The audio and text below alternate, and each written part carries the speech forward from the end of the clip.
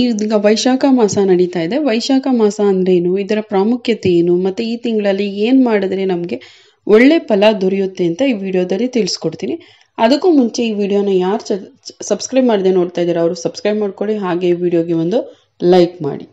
ವಿಶಾಖ ನಕ್ಷತ್ರದೊಂದಿಗೆ ಸಂಬಂಧ ಇರೋದ್ರಿಂದ ಈ ಮಾಸನ ವೈಶಾಖ ಮಾಸ ಅಂತ ಕರಿತೀವಿ. ಈ ವಿಶಾಖ ನಕ್ಷತ್ರ ಬೃಹಸ್ಪತಿ ಮತ್ತು ಇಂದ್ರನ ಆಳ್ವಿಕೆಯಲ್ಲಿದೆ.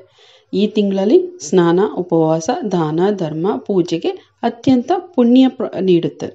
ಈ ಮಾಸದಲ್ಲಿ ಪರಶುರಾಮ ಜಯಂತಿ, ಅಕ್ಷಯ ತೃತೀಯ, ಮೋಹಿನಿ ಏಕಾದಶಿ ಇನ್ನೂ ಮುಂತಾದ ಹಬ್ಬಗಳು ಬರುತ್ತೆ.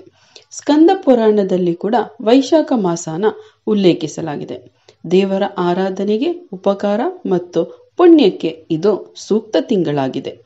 ಅದಕ್ಕಾಗಿ ಈ ಮಾಸದಲ್ಲಿ ಪ್ರಾಣಿ ಪಕ್ಷಿಗಳಿಗೆ ನೀರಿನ ತೊಟ್ಟಿಗಳನ್ನು ಸ್ಥಾಪಿಸುವುದು, ಮರಗಳನ್ನು ರಕ್ಷಣೆ ಮಾಡೋದು, ಬಡವರಿಗೆ ದಾನ ಧರ್ಮ ಮಾಡೋದು, ಪ್ರಾಣಿ ಪಕ್ಷಿಗಳಿಗೆ ಆಹಾರ ನೀರು ಕೊಡೋದು, ಈ ಥರ ಮಾಡಿದ್ರೆ ನಮಗೆ ಸಂತೋಷ ಸಂಪತ್ತು ಹೆಚ್ಚುತ್ತೆ ಅಂತ ಹೇಳ್ತಾರೆ.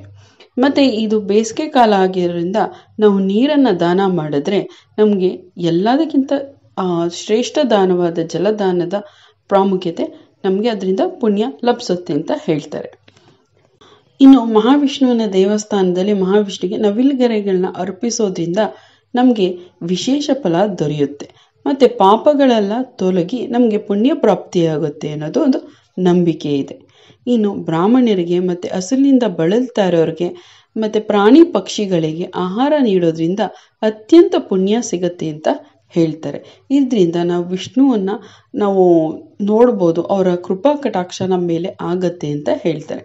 ಇನ್ನು ಬಡವರಿಗೆ ಪಾದರಕ್ಷೆಗಳನ್ನ ದಾನ ಮಾಡೋದ್ರಿಂದ ವೈಕುಂಠಕ್ಕೆ ಹೋಗ್ತಾರೆ ಅವರು ಸತ್ ಮೇಲೆ ಅಂತ ಹೇಳ್ತಾರೆ. ಇನ್ನು ಈ ತಿಂಗಳಲ್ಲಿ ಅರಳಿ ಮರನ ಪೂಜಿಸೋದ್ರಿಂದ ನಮಗೆ ವಿಷ್ಣು ಸಾನ್ನಿಧ್ಯ ದೊರೆಯುತ್ತೆ ಅಂತ ಹೇಳ್ತಾರೆ.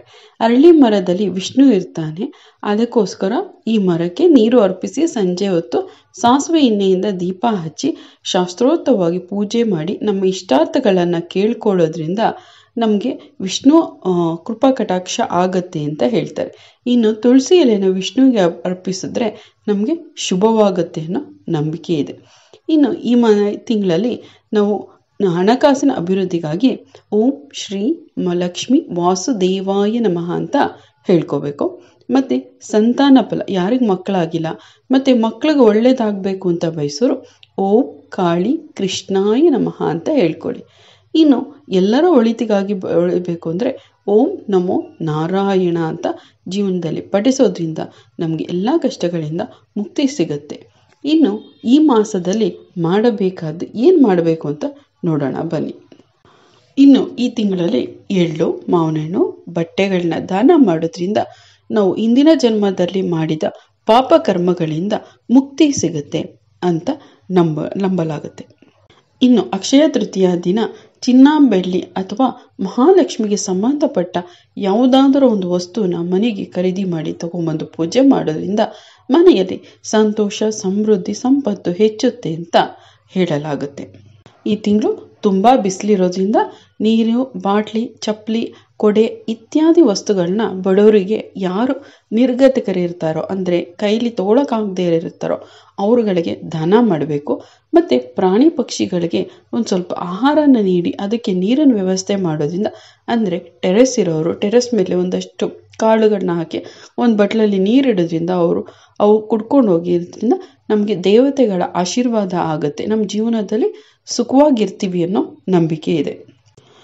ಇನ್ನು ಈ ತಿಂಗಳಲ್ಲಿ ಕಂಚಿನ ಪಾತ್ರೆಯಲ್ಲಿ ಆಹಾರನ ಸೇವಿಸೋದ್ರಿಂದ ಯಾವುದೇ ರೋಗಗಳಿಂದ ಇದ್ರೂ ಮುಕ್ತಿ ಹೊಂದುತ್ತಾರೆ ಅಂತ ಹೇಳ್ತಾರೆ.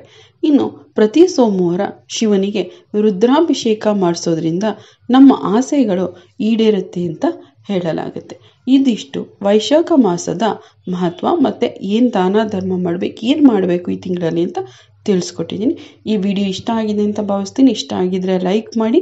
ಹಾಗೆ ನನ್ನ ಚಾನಲ್ನ ಇನ್ಯಾರು ಸಬ್ಸ್ಕ್ರೈಬ್ ಮಾಡದೆ ನೋಡ್ತಾ ಇದ್ದಾರೆ ಅವರು ಸಬ್ಸ್ಕ್ರೈಬ್ ಮಾಡ್ಕೊಳ್ಳಿ. ಮುಂದಿನ ವಿಡಿಯೋದಲ್ಲಿ ಸಿಗೋಣ. ಕೇಳಿದ್ದಕ್ಕಾಗಿ ಧನ್ಯವಾದಗಳು.